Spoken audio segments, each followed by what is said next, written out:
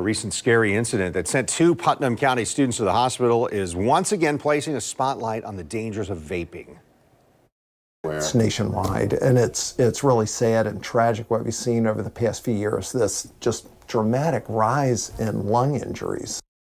This is a picture of all the vape pens that were confiscated at Interlachen High School during the past several months.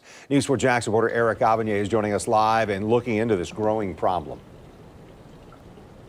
Well, Kent, according to investigators, the 2 students who were taken to the hospital were taken to the hospital because they became ill, had been vaping with several other students inside of a girls' bathroom. We're told that one student was on the floor, conscious but not alert, and the other student was on the verge of passing out right before going into a full-fledged seizure.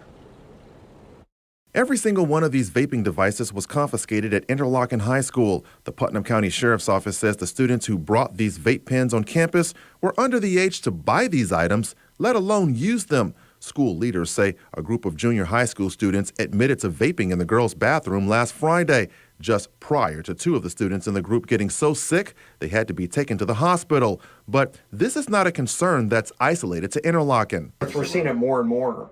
Dr. Randy Thornton is a pediatrician with Wolfson Children's Hospital in Jacksonville Pediatrics. He says kids coming into the ER from all over Northeast Florida and Southeast Georgia with illnesses and injuries from vaping have become too commonplace. The symptoms mimic the flu, asthma, and COVID. Usually it's lung-related. It's coughing, wheezing, shortness of breath, trouble keeping up with your friends. When other illnesses have been ruled out, doctors are put in a position of asking a question about vaping that may be uncomfortable for a child to answer with their parent in the same room. Sometimes we have to let the parents go out of the room and we'll talk to the kids by themselves, and that's many times how we find out. Both law enforcement and medical professionals say they've learned kids are obtaining vapes from classmates and even adults, and many times those same kids have no idea what's in the vape.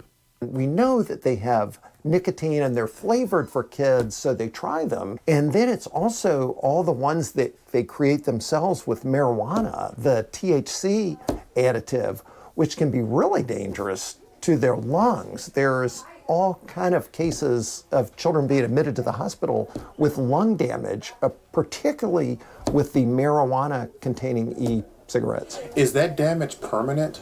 Sure is. They, from everything I've seen, the kids don't recover from that. It's treatable, but it's everything I'm seeing, it looks to be permanent. The Centers for Disease Control also said vaping can be dangerous to kids, especially while their bodies are still developing. According to the CDC, kids who start using vapes as a social experiment can become addicted to the vapes. Studies show that the use of vapes and regular cigarettes by kids can lead to mental health problems like anxiety and depression.